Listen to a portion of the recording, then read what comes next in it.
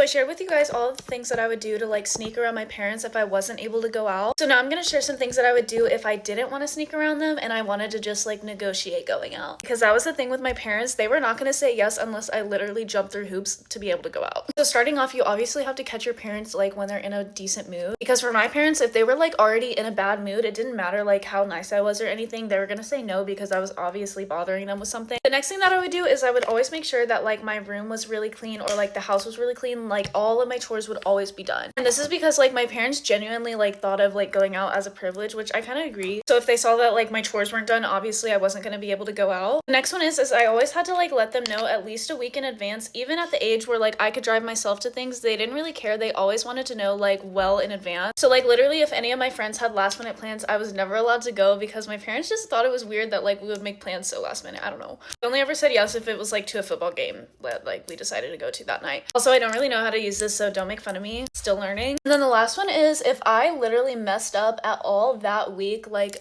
leading up to my plans, I would not be allowed to go. And my mom made sure of that. She would constantly be like, if you keep acting like this or if you keep having this attitude, you're not going to be allowed to go anywhere this weekend. And she literally said this literally every time I had somewhere to go because she knew how bad like I wanted to leave the house when I did, because it was like, it doesn't sound hard when I explain it, but like it was very rare that like my parents actually said yes to me going out.